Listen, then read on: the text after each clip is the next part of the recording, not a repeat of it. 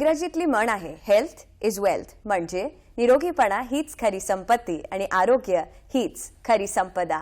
आपल्या या आरोग्य नावी संपदेच्या संरक्षणाकरिता आम्ही दूरदर्शन नागपूर आपल्याकरिता घेऊन आलो आहे आरोग्य संपदा. 2012 साली बॉलिवूडला एक चित्रपट रिलीज झाला होता. त्याचं नाव होतं बर्फी. त्यात प्रियांका चोपडा नावाच्या नायिकेने एक भूमिका पार पाडली होती. त्या भूमिकेत जे कॅरेक्टर होतं त्या मुलीला होतं एक आजार, एक विकार ज्याचं नाव होतं ऑटिझम.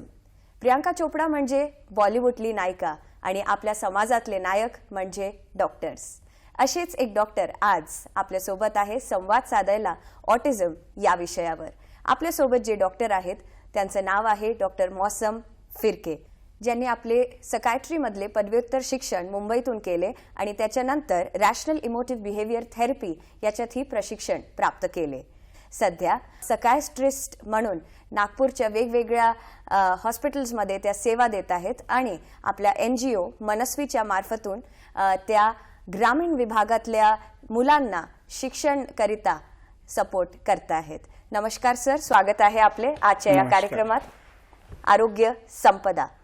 सर्वात पहिला प्रश्न जे माझा असणार साहजिकच आहे, म्हणजे ऑटिझम याचा अर्थ काय? ऑटिझम हे काय आहे, कसं याचा प्रसार होतो किंवा याचे काय कारण आहेत? ओके, ऑटिझम म्हणजे आपण मराठीत म्हणायला गेलं तर स्वमग्नता.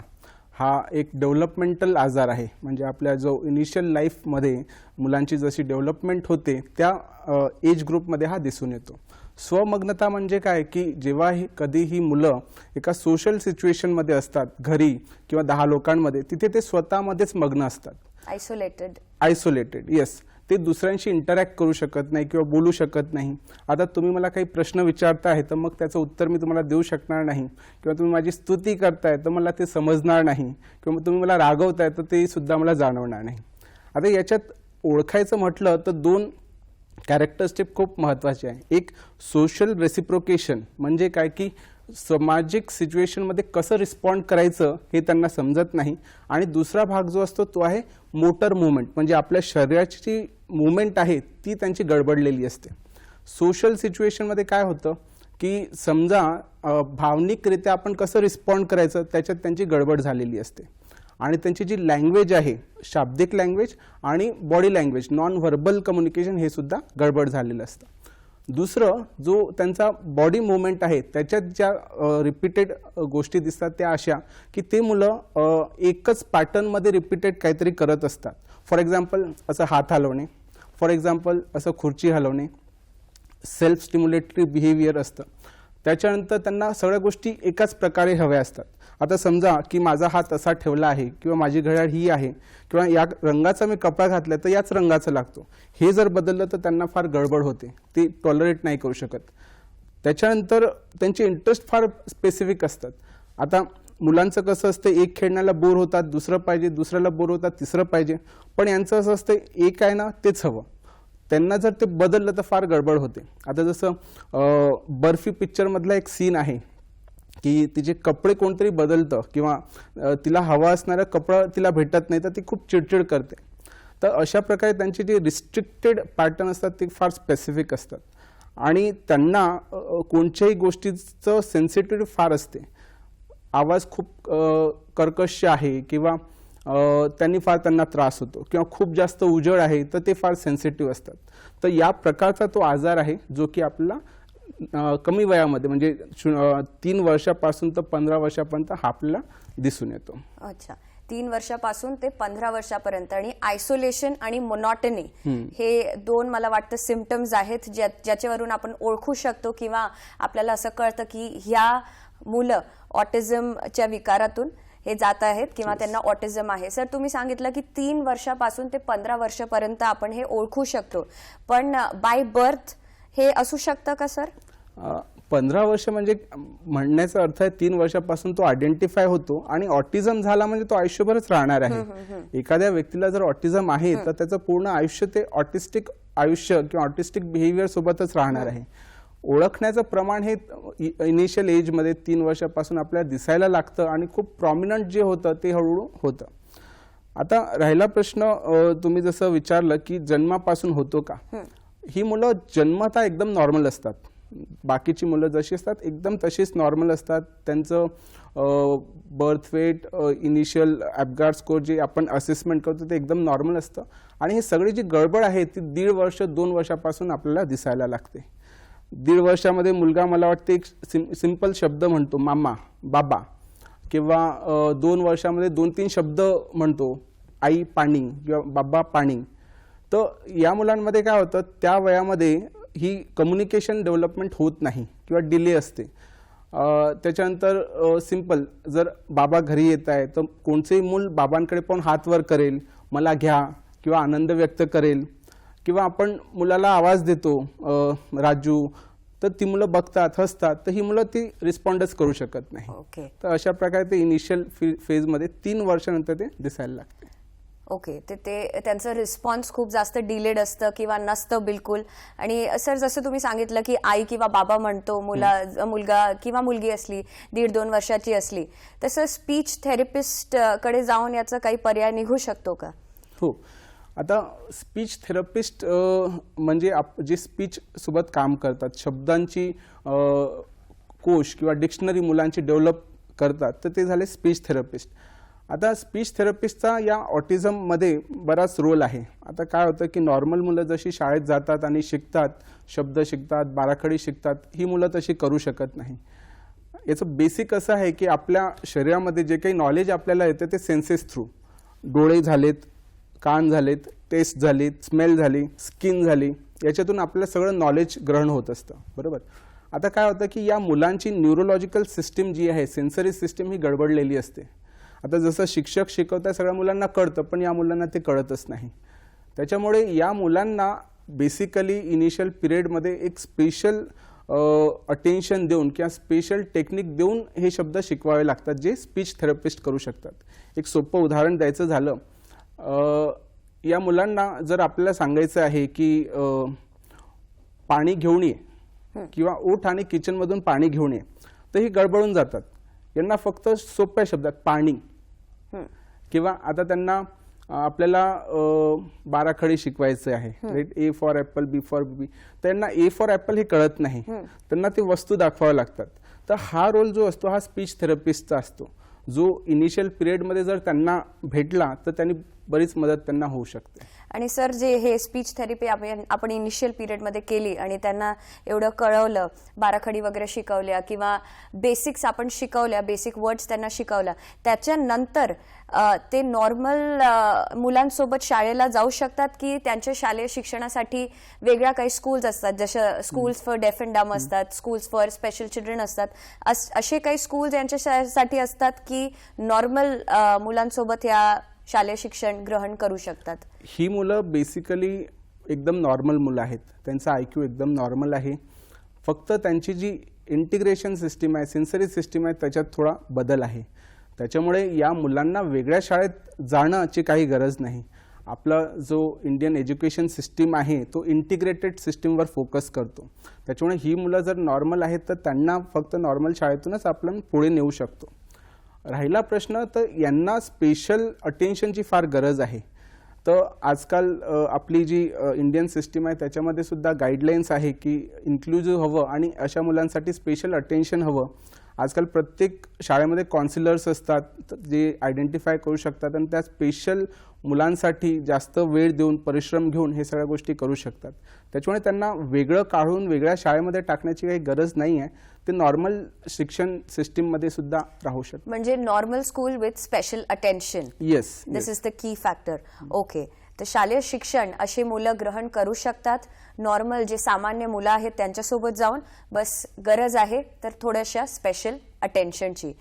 सर, ऑटिझम म्हणजे आजकाल मला वाटतं बर्फी मूवी आल्यानंतर हे शब्द जास्त ऐकायला भेटतंय किंवा जास्त आजकाल ऑटिझम किंवा ऑटिस्टिक चिल्ड्रन हे शब्द आजकाल जास्त ऐकायला भेटतायत. असं आहे की याचं प्रमाण वाढत चाललंय म्हणून जास्त ऐकायला येतंय, की अवेअरनेस जास्त झालंय म्हणून जास्त आपल्या कानावर ही शब्द येत आहेत? बेसिकली ऑटिझम हा जेनेटिक म्युटेशनमुळे किंवा जेनेटिक गडबड झाल्यामुळे झालेला आजार आहे. याचं प्रिव्हॅलन्स सेम आहे. 2000मध्ये 1 किंवा 2 मुलं अशी असतात. पहिलेही प्रमाण तेच होतं, आताही प्रमाण तेच आहे. त्याच्यामुळे आता त्याचं प्रसार होतोय किंवा ते वाढलंय अशातला काही भाग नाही.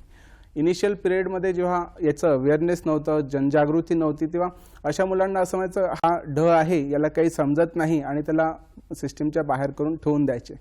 आता अवेअरनेस झाला आहे, आता आपल्याला कळायला लागलं की अरे हे ऑटिझम आहे किंवा ऑटिझम स्पेक्ट्रम डिसऑर्डर आहे. त्याच्यामुळे त्याची चर्चा व्हायला लागली आहे. पण याच्यामुळे याचं प्रिव्हॅलन्स वाढतंय किंवा हा आजार वाढत चाललाय असं काही नाही आहे. हा पहिली 2000 मध्ये 1 ते 2 मुलांना व्हायचा, आताही तो तेवढाच आहे. सर कुठलंही डिसऑर्डर म्हटलं म्हणजे खूप साऱ्या कोमॉर्बिडिटीज म्हणजे बाकीच्या आजाराला पण ते बळी पडतात. ऑटिझम मध्ये तसं असतं का की इझिली कोणताही आजार त्यांना होऊन जातं, कोणताही विकार त्यांना दुसऱ्या कोणताही विकार त्यांना होऊन जातं apart from this disorder called the autism? ऑटिझमच्या मुलांना बाकी आजार होण्याचे चान्सेस जे आहे त्यांना स्पेसिफिकली मिरगीचा आजार ज्याला आपण एपिलेप्सी असं म्हणतो किंवा त्यांचं बौद्धिक क्षमता इंटेलेक्च्युअल इम्पेअरमेंट जे म्हणतो, हे जे 2 आजार आहे हे या मुलांमध्ये जास्त असतात. यांना आपण कोमॉर्बिडिटीज म्हणतो. एका आजारासोबत दुसरा आजार असण्याचे जे चान्सेस आहे जास्त आहे. तर त्यांना एपिलेप्सी आणि इंटेलेक्च्युअल इम्पेअरमेंट हे बघणं अवेअर असणं फार गरजेचं आहे.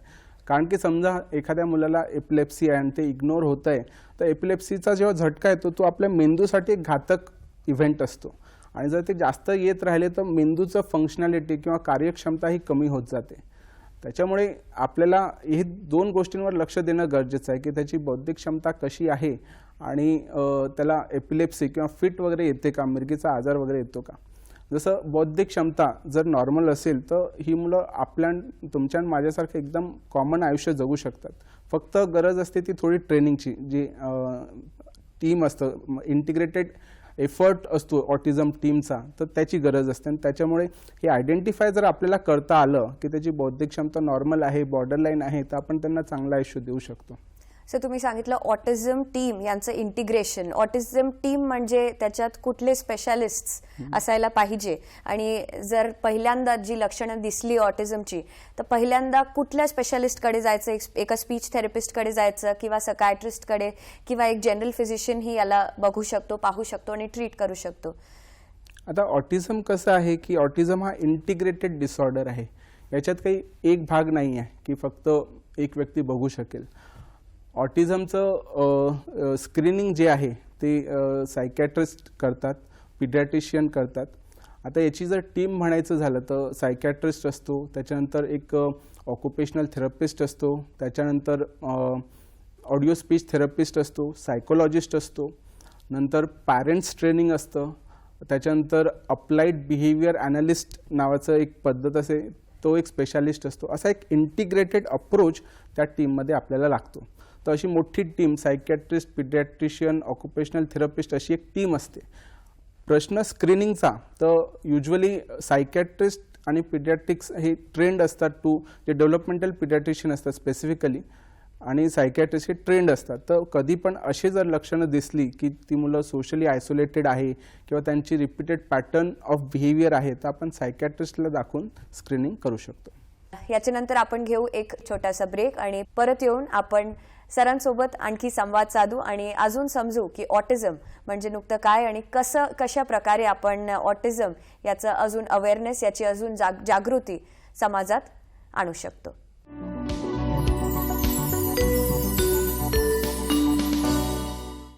ब्रेक नंतर पुन्हा आपलं स्वागत आहे. 2 एप्रिल म्हणजे World Autism Awareness Day. United नेशन्सने आपल्या वेगवेगळ्या मेंबर स्टेट्सला असे निर्देश दिले आहेत की 2 एप्रिलला आपण वेगवेगळ्या माध्यमातून अवेअरनेस किंवा जागरूकता आपल्याला पसरवायची आहे ऑटिझम या विषयावर. ब्रेकच्या आधी आपण डिस्कस केलं ऑटिझम हे नुकतं काय आणि कुठल्या प्रकारे याचे लक्षणे आयडेंटिफाय होतात आणि टीम इंटिग्रेटेड अप्रोच असतं याच्या ट्रीटमेंटसाठी. सर एक एक करून आपल्याला जर सांगता आलं की सकायट्रिस्टचं काय रोल असतं, सायकोलॉजिस्टचं काय रोल असतं, ऑक्युपेशनल थेरपिस्टचं काय रोल असतं आणि स्पीच थेरपिस्ट यांची काय भूमिका असते. आणि एक महत्त्वाची भूमिका मला वाटते अशा मुलांच्या पालकांची सुद्धा असते.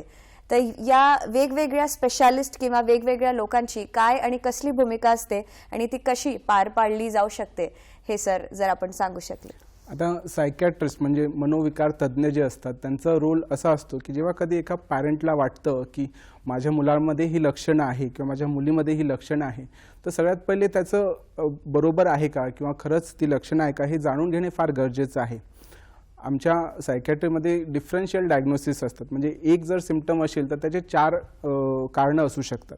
तर सायकॅट्रिस्टचा रोल असतो जेव्हा कधी पहिल्यांदा एक पॅरेंटला असं वाटतं किंवा लक्षणं दिसून येतात तर ते कन्फर्म करणं की खरंच ऑटिझम आहे का.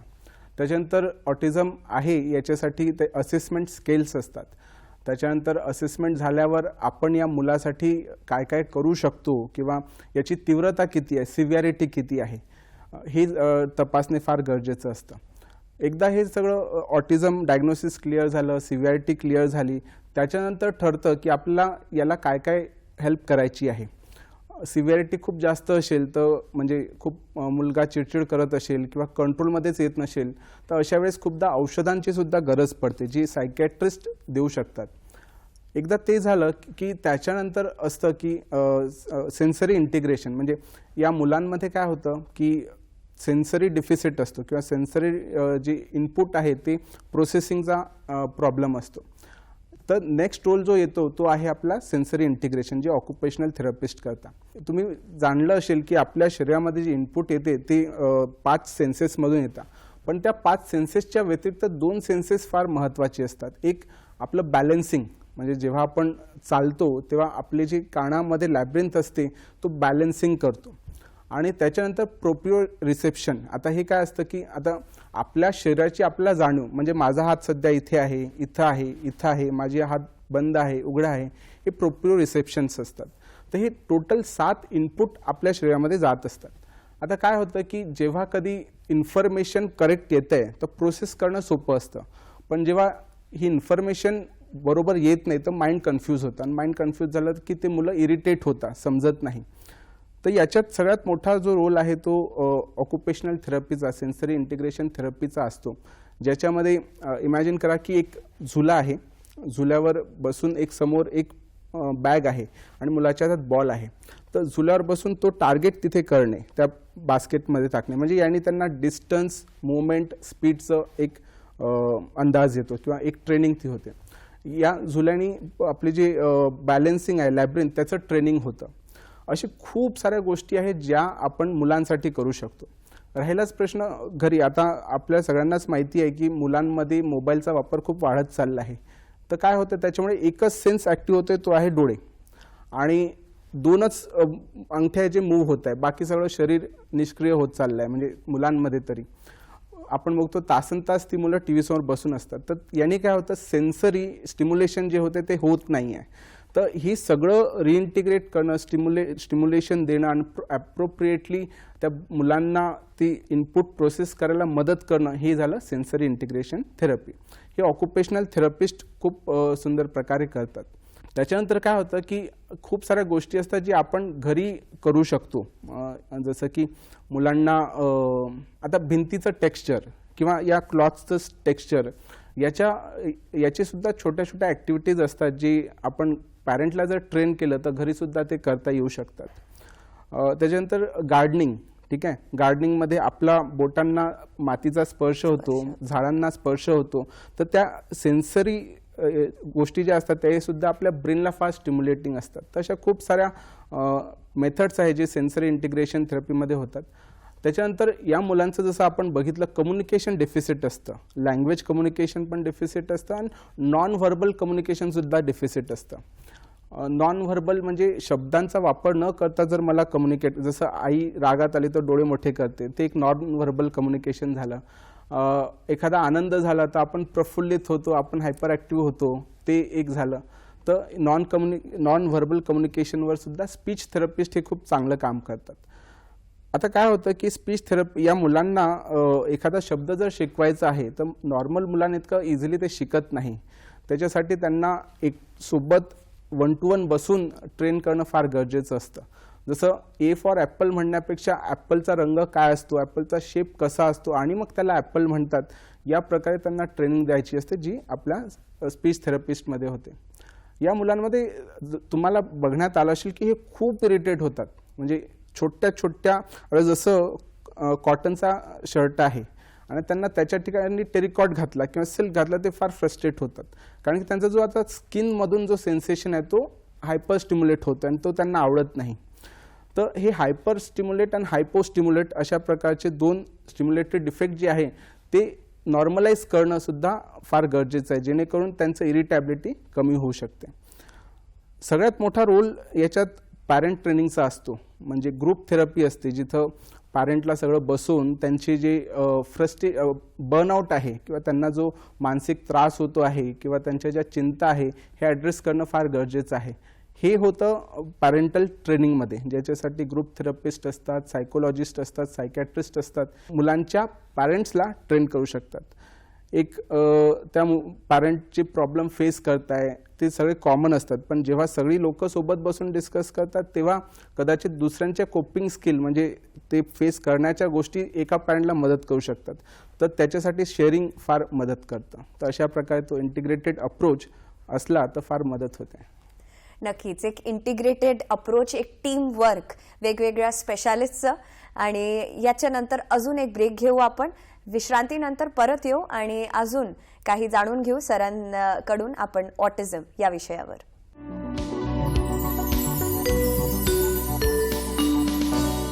ब्रेकनंतर पुन्हा आपलं स्वागत आहे. आतापर्यंत आपण सरांकडून जाणून घेतलं की ऑटिझम याच्या ट्रीटमेंट मोडॅलिटीज कशा आहेत, कशा प्रकारे उपचार पद्धती याच्या आहेत.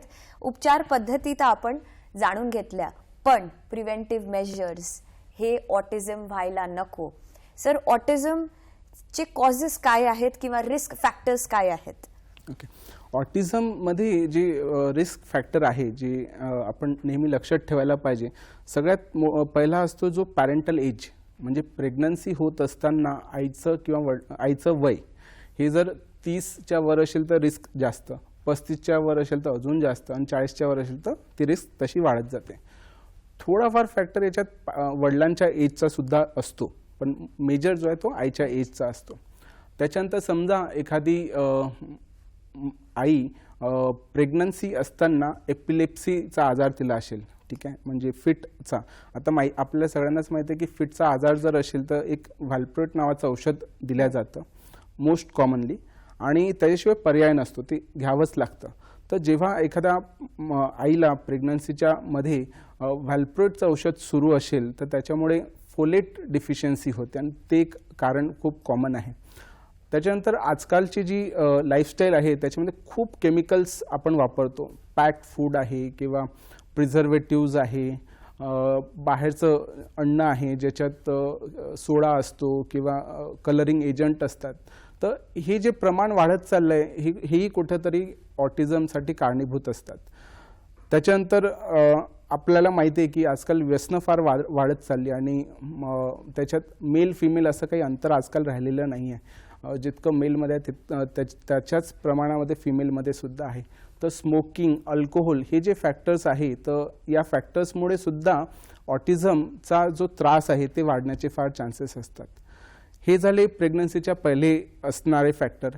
प्रेग्नन्सीच्या मध्ये जर समजा इन्फेक्शन असतात, इन्फेक्शन झालेत किंवा डिलिव्हरीच्या वेळेस जर मुलाला इजा झाली, खूपदा डिलिव्हरी प्रोलॉंग होते किंवा फोर्सेप डिलिव्हरी किंवा मुलगा इमिजिएटली रडत नाही किंवा ब्रीदिंग डिले होतं, तर त्याच्यामुळे सुद्धा न्यूरॉनल इंजुरी होतात. हे प्रेग्नेटल फॅक्टर जे असतात, प्रेग्नन्सीच्या वेळेसचे फॅक्टर आहे, याच्यामुळे सुद्धा खूपदा ऑटिझमचं प्रमाण वाढतं. तर याच्यातले खूप सारे जे प्री प्रेग्नन्सीचे ते नक्कीच अवॉइडेबल आहे. त्याच्यानंतर समजा की एखाद्या वेळेस एखाद्या मुलाला ऑटिझम आहे आणि त्यांना सेकंड बेबी प्लॅन करायचा आहे, तर अशा वेळेस जेनेटिक काउन्सिलिंग खूप मदत करते. एक सिबलिंगला जर ऑटिझम आहे तर दुसऱ्याला होण्याचे चान्सेस जास्त आहे. तर जेनेटिक टेस्टिंग करता येते. आपला एम्ब्रियो जो असतो त्याची काही भाग काढून टेस्टिंग करता येते. ही टेक्निक युजली वापरण्यात येत नाही. आपण जे नॉर्मल प्रेग्नन्सीमध्ये 3D मार्कर, क्वाड्रपल मार्कर करतो त्याच्यात नसतं, पण जर आपल्याला रिस्क आहे असं माहिती आहे तर जेनेटिक टेस्टिंग करून सुद्धा हे माहिती पडू शकतं. हे झाले काही फॅक्टर्स जे आपण लक्षात जर ठेवले तर आपण नक्कीच प्रिव्हेंट करू शकतो. आणि जेनेटिक काउन्सिलिंग जी कन्सेप्ट आहे यांनी सुद्धा आपल्याला रिस्क किती आहे आणि आपण काय करायला पाहिजे आणि काय नाही यांनी सुद्धा हे प्रिव्हेंट करण्यासाठी मदत होऊ शकते. तर प्रिव्हेंट करणं बिलकुल शक्य आहे. लक्षात घ्यायचे आहे ज्याही फॅक्टर्स आपल्याला सरांनी सांगितलं आहे. सर्वात पहिले आपल्याला जेनेटिक काउन्सिलिंग किंवा जी टेस्ट सरांनी सांगितली आहे की एम्ब्रिओ सॅकमध्ये जाऊन आपण ते जीन्सचं टेस्टिंग करूनही ओळखू शकतो की या बाळाला ऑटिझम होऊ शकतं किंवा नसू शकतं. दुसरं व्यसनांचा वापर आजकाल वाढत चाललाय आणि वेळोवेळी आम्ही पण आमच्या कार्यक्रमातून आपल्याला सांगत असतो की व्यसनाचा वापर कसं थांबवायचं आणि त्याची रोकथाम कशी करायची. तिसरं आहे आपलं की आईला जर एपिलेप्सी असली आणि व्हॅल्प्रोएट नावाचा जे ड्रग ते घेतायत, जी मेडिसिन जी गोळी ते घेतायत, त्याच्यामुळे फोलेट डेफिशियन्सी मुलाला होऊ शकते आणि त्याच्यामुळे पण हे असू शकतं. आणि प्रेग्नन्सीच्या नंतर किंवा डिलिव्हरीच्या वेळेस काही इंजुरीज झाल्या, काही प्रॉब्लेम्स डिलिव्हरीच्या वेळेस झाल्या, तेव्हाही ऑटिझम हा विकार तुमच्या मुलाला होऊ शकतं. पण याला आपण प्रिव्हेंट करू शकतं. गरज आहे थोडंसं आपल्याला प्रिकॉशन्स घ्यायची. सर, कुठलाही मानसिक रोग असलं, कुठलाही सायकॅट्रिक डिसऑर्डर असलं, दोन गोष्टी असतात.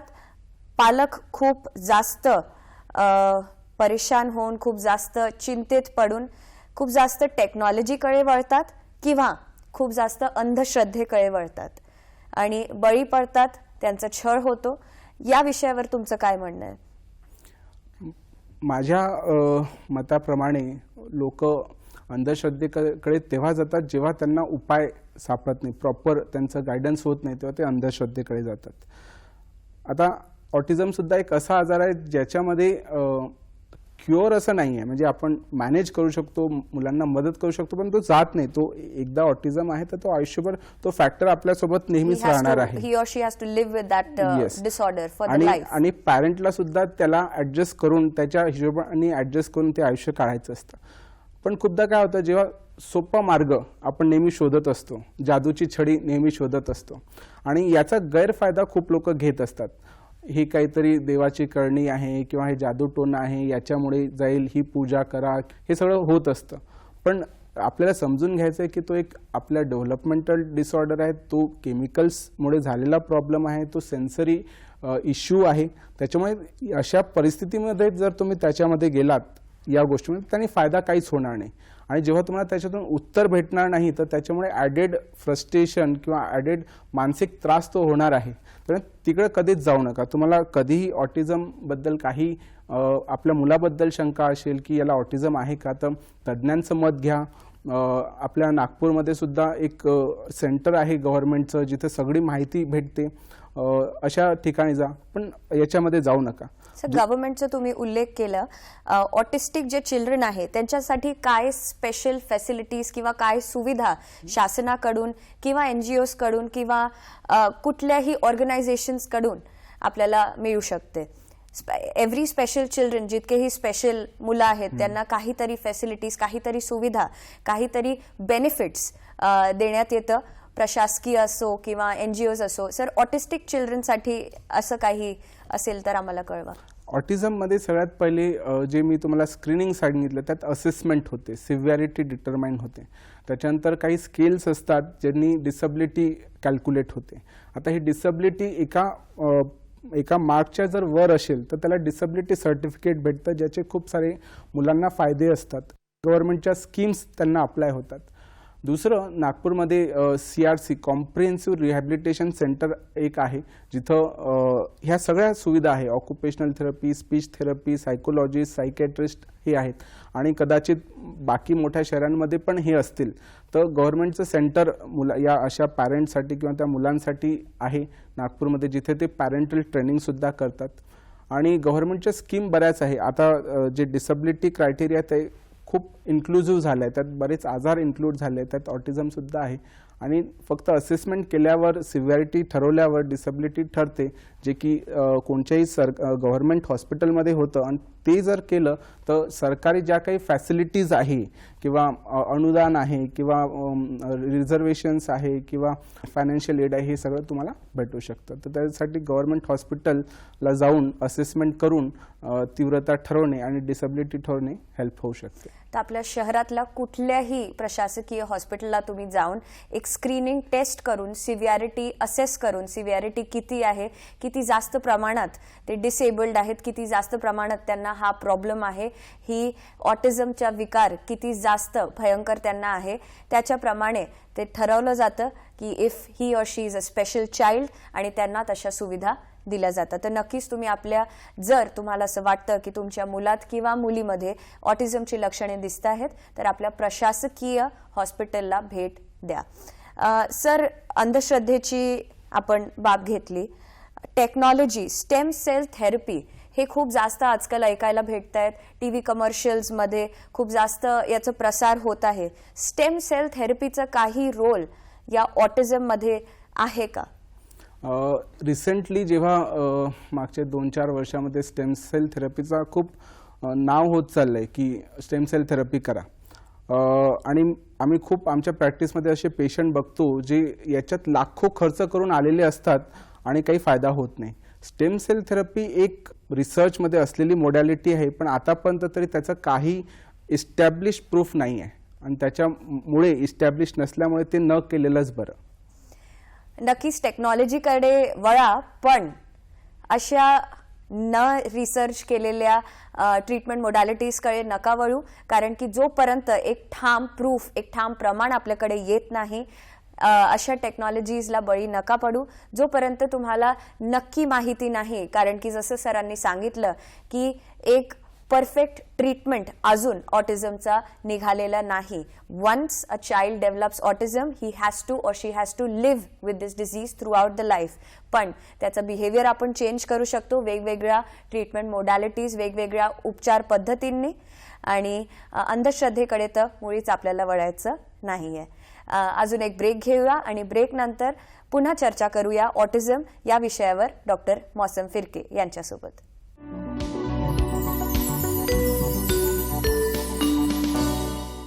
आरोग्य संपदामध्ये पुन्हा एकदा आपले स्वागत. माझ्याबरोबर आहेत विराजमान डॉक्टर मौसम फिरके. आतापर्यंत आम्ही चर्चा केली की कुठल्या प्रकारे हा विकार आपण टाळू शकतो, ऑटिझम नावाचा विकार आपण टाळू शकतो, आणि कसल्या ट्रीटमेंट मोडॅलिटीज त्यांच्या आहेत, कुठल्या डॉक्टरांकडे आपण जायचं. कधी कधी सर असं असतं की ट्रीटमेंट तर सुरू आहे, आपण मुलाला ड्रग्स किंवा मेडिसिन्सही देतो आहे, त्याची स्पीच थेरपी, ऑक्युपेशनल थेरपी सगळं काही सुरू आहे, पण ह्या मुलं नेहमी आणि 24 तास क्लिनिकमध्ये नसतात किंवा हॉस्पिटलाइज नसतात. नॉर्मली एका सोशल गॅदरिंगमध्ये किंवा घरी कधी कधी ह्या मुलं एकदम अग्रेसिव्ह किंवा एकदम व्हायलेंट होऊन जातात, हातातल्या वस्तू फेकून मारणं किंवा त्यांचं बिहेवियर बिलकुल कंट्रोल होत नाही. तेव्हा पेरेंट्सनी काय करायचं? तेव्हा त्यांचं फ्रस्ट्रेशन लेवल खूप हाय होऊन जातं, पेरेंट्सला कळत नाही की काय करायचं. कधी डॉक्टर फोनवर भेटत नाही. ड्रग्सचा तर एक आहेच रोल, पण अशा वेळेला इमिडिएट हेल्प कुठून मिळू शकते आणि आपण काय करू शकतो? पालकांचा काय रोल असू शकते? अशी मुलं फार जास्त सोशल इव्हेंटमध्ये खूपदा आपल्याला व्हायलेंट झाले किंवा डिस्टर्ब झालेली, हायपर ॲक्टिव्ह झालेली दिसतात. ॲज अ पॅरेंट और ॲज अ सायकॅट्रिस्ट सगळ्यात पहिले आपल्याला तर हे आयडेंटिफाय करायला पाहिजे की नेमकं होतं काय. बघा, ऑटिझम म्हणजे आपल्याला माहिती आहे की तो मुलगा किंवा ती मुलगी ही कम्युनिकेट करू शकत नाही व्हर्बली आणि नॉन व्हर्बली. म्हणजे काय की त्याला काहीतरी एक्सप्रेस करायचं आहे. लहान मूल आहे, 4 महिन्याचं, रडतंय, तर 2 कारणं असू शकतात. एक तर भूक लागली आहे किंवा सुसू झाली असेल किंवा पॉटी झाली असेल, तर ते सांगता येत नाही म्हणून मूल रडतं, राईट. आता ही मुलं जेव्हा टँट्रम थ्रो करतायत तेव्हा नेमकं का बरं होतं हे जाणून घेणे गरजेचं आहे. आता याच्यात त्यांना 3-4 गोष्टी असू शकतात. एक अवॉइडन्स, राईट. अवॉइडन्स म्हणजे आता समजा मुलाला आपण ट्रेनिंग देतोय आणि त्याला ती ट्रेनिंग नको आहे, तर तो टँट्रम थ्रो करू शकतो. सेकंड असतं की समजा तो एका सोशल सिच्युएशनमध्ये आणि एखादा लाईट खूप ब्राईट आहे किंवा एखादा साऊंड खूप ब्राईट आहे, त्याच्यामुळे त्याला त्रास होत असेल. नंतर एक असू शकते की त्याला अटेन्शन हवं आहे, ठीक आहे. म्हणजे आई बिझी आहे, बाबा बिझी आहे, ते अटेन्शन असू शकतं आणि ते भेटत नाही म्हणून तो हायपर ॲक्टिव्ह होतोय. कोणत्याही सिच्युएशनमध्ये जर असं होतंय की मुलगा फार हायपर ॲक्टिव्ह होतोय किंवा टँट्रम थ्रो करतोय, तर सगळ्यात पहिले आयडेंटिफाय करणे गरजेचं आहे की का बरं होतंय, कारण काय, कारण काय. बरोबर, avoidance yes is the key, right. आणि नंतर आपला एक कम्युनिकेशन ब्रिज सेट करायचं, राईट. ही मुलं व्हर्बली आणि नॉन व्हर्बली कम्युनिकेट करू शकत नाही, आणि आपण त्याच्यावर जर फोकस केलं तर अशी खूप सारे एपिसोड प्रिव्हेंट होऊ शकतात. आता कसं आहे की ही जी ट्रेनिंग आहे, म्हणजे एक मुलाचं समजून घेणं आणि नंतर हे व्हायला नको, तर त्याच्यात खूप मोठा रोल आहे फ्रस्ट्रेशन टॉलरन्स डेव्हलप करणं. आयडेंटिफिकेशन झालं, त्याच्यानंतर आपल्याला फोकस करायचं असतं की मुलांचं फ्रस्ट्रेशन कसं टॉलरेट होईल. आता त्याला ते टॉलरेट होत नाही म्हणून तो टँट्रम थ्रो करतोय. सो व्हेनेव्हर हिज काम, जेव्हा तो शांत होतो तेव्हा त्याचा टॉलरन्स डेव्हलपमेंटवर फोकस करणे फार गरजेचं आहे. थर्ड, कोपिंग मेकॅनिझम, म्हणजे समजा एखादा ब्राईट लाईट आहे तर मग मी तिथे कसं कोप करायला पाहिजे. आता ही जी प्रोसेस आहे ही काही एकदम इमिजिएटली होणार नाही आहे. इट टेक्स अ लॉंग, कधी महिने लागू शकतात, कधी वर्ष लागू शकतात. It going to take a long, आणि विथ गुड सुपरविजन, चांगल्या ट्रेनर थ्रू हे जर झालं, चांगला मेंटल हेल्थ प्रोफेशनल थ्रू हे जर झालं तर याचे खूप चांगले इफेक्ट असू शकतात. आता हे करत असताना काय होतं की खूप बर्नआउट होतं. आता अशा मुलाला सांभाळणं, नॉर्मल मुलांना सांभाळतानाच पॅरेंट बर्नआउट होतं, आणि स्पेशल मुलाला सांभाळणं म्हणजे ॲडिशनल बर्नआउट आहे. त्याच्यामुळे घरी समजा 4 लोक आहेत तर असं बघितलं जातं की मुलाची जबाबदारी आई, राईट, आणि बाकी लोक सगळी जबाबदारी झटकून देतात. त्याच्यामुळे एकच व्यक्ती जर ती जबाबदारी घेत जाईल तर ती व्यक्ती लगेच कमकुवत होईल भावनिकरित्या, right. So sharing of the responsibilities जर आपल्या घरी असं हे आहे, याच्यात खूप मोठा पॅरेंटिंग ट्रेनिंग असतं. जेव्हा कधी एखादा पॅरेंट बर्नआउट होतो किंवा फ्रस्ट्रेट होतो तर त्याला स्पेशल काउन्सिलिंगची गरज असते. आणि हे काउन्सिलिंग सर सायकायट्रिस्ट किंवा सायकोलॉजिस्ट? हो, सायकॅट्रिस्ट आणि सायकोलॉजिस्ट जे CBT मध्ये REBT मध्ये ट्रेंड आहे हे खूप चांगल्या प्रकारे करतात. व्हेंटिंग म्हणजे माझ्या मनात काय आहे ते जर कोणी समजून घेऊ शकलं तर त्यांनी सुद्धा मला फार जास्त फायदा होऊ शकतो. तर पॅरेंटल ट्रेनिंगचा खूप मोठा एक रोल याच्यात असतो. कधी पण आपल्याला वाटतंय की बर्नआउट होतंय तर एक ब्रेक घेणं गरजेचं आहे, आणि तो ब्रेक घेत असताना माझी जबाबदारी कोणी जर दुसरं घेऊ शकलं तर तो ब्रेक शक्य आहे. माझ्या मुलाची जबाबदारी कोणी घेऊच नाही शकलं तर हे फॅमिली थेरपी किंवा आपण पॅरेंटल ट्रेनिंग जे आहे याचा खूप मोठा रोल आहे. हा जर बरोबर केला गेला तर खूप सारं बर्नआउट आणि या मुलांना सांभाळणं किंवा डेव्हलपमेंट करणं हे खूप सोपं होऊ शकतं. करेक्ट. आईची जी भूमिका आहे ती आपल्या समाजात किंवा घरात खूप जास्त महत्त्वाची असते, पण ऑटिस्टिक असलेल्या मुलांना त्यांचं पालन करताना, त्यांचं अपब्रिंगिंग करताना फक्त आई नव्हे तर पूर्ण फॅमिली, पूर्ण परिवार, आपलं पूर्ण कुटुंब किंवा बाबांचाही तेवढं महत्त्वाचं रोल असतं. म्हणून शेअरिंग ऑफ रिस्पॉन्सिबिलिटी हे खूप जास्त महत्त्वाचं आहे. सर, कधी कधी खूप जास्त असे पेरेंट्स, म्हणजे जेवढं लेवलचं फ्रस्ट्रेशन किंवा इनटॉलरन्स या मुलांमध्ये असतं तेवढंच लेवलचं फ्रस्ट्रेशन त्यांच्या पेरेंट्समध्ये पण कधी कधी येऊन जातं, आणि त्यांना असं वाटतं की आता ही रिस्पॉन्सिबिलिटी किंवा हे आपण झटकून द्यायचं, याला कुठेतरी सोडून द्यायचं. आणि सोशली पण अशा पेरेंट्सला खूप जास्त लोकांचं कधी कधी मेंटल हरॅसमेंट असतं की असं आहे तुमचा मुलगा, हे करतोय ते करतोय, किंवा खूप जास्त प्रश्न त्यांना विचारली जातात.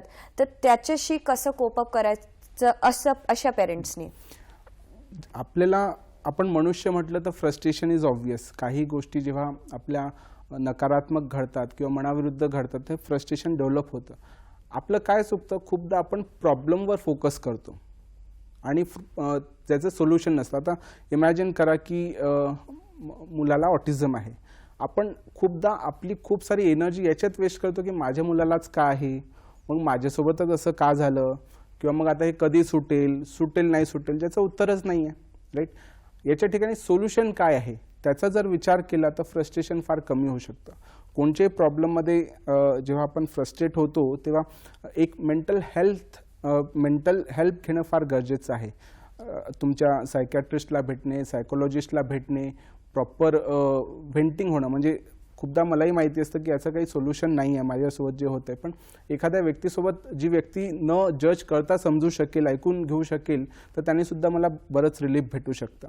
तर पॅरेंट्ससाठी असा एक ग्रुप असणे जिथे सगळे ऑटिझमचे असलेल्या मुलांचे पॅरेंट्स आहेत, जे आपापल्या कोपिंग स्किल डिस्कस करू शकतात किंवा आपले प्रॉब्लेम शेअर करू शकतात, असे ग्रुप्स असणे फार गरजेचं आहे. असं फार कमी आहे. नागपुरात असू शकते, माझ्या नॉलेजमध्ये तरी नाही, पण असे जर ग्रुप बनवलेत अशा पॅरेंट्सनी जिथं एक सायकोलॉजिस्ट हेल्पला असेल किंवा सायकॅट्रिस्ट हेल्पला असेल, तर कोपिंग खूप सोपं होऊ शकतं किंवा याला फेस करणं खूप सोपं होऊ शकतं आणि त्यांचं आयुष्य हे खूप आनंददायी होऊ शकतं. प्रॉब्लेम शेअरिंग म्हणजे एकमेकांना सांगणं आणि अशा ज्या दुसऱ्या पालकगण आहेत ज्यांच्या मुलांना किंवा मुलींना ऑटिझम आहे त्यांच्याशी सुद्धा तुम्ही संवाद साधून त्यांच्याशी सुद्धा त्यांचे बिहेवियर समजून आणि आपले मन हलके करू शकतो. फक्त डॉक्टरांकडे नव्हे तर दुसऱ्या ज्या पालक आहेत, दुसऱ्या ज्या पेरेंट्स आहेत त्यांच्याकडे पण तुम्हाला याचं थोडंफार सोल्युशन मानसिक रूपाने भेटू शकतो. पुन्हा घेऊया अजून एक ब्रेक, अजून एक विश्रांती आणि विश्रांतीनंतर आणखी काही माहिती देऊ ऑटिझम बद्दल.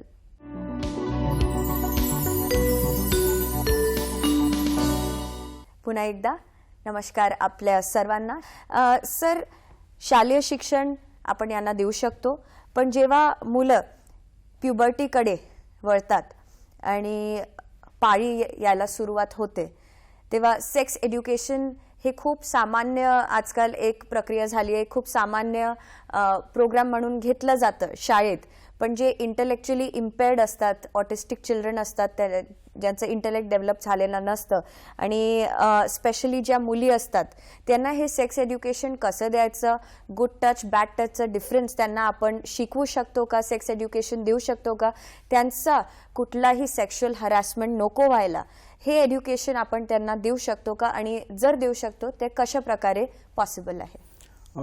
जसं ही मुलं आता मोठी होतात, प्युबर्टीला हिट करतात, तेव्हा त्यांच्यात हॉर्मोनल चेंजेस होतात, फिजिकल चेंजेस होतात आणि इमोशनलसुद्धा चेंजेस होतात. आता जसं आपण इनिशियल असेसमेंट करतो तेव्हा आपल्याला समजतं की या मुलाची बौद्धांक किती आहे, IQ किती आहे, राईट. आता तो IQ जर चांगला असेल तर डेफिनेटली त्याला नॉर्मल सेक्शुअल एज्युकेशन आपण देऊ शकतो.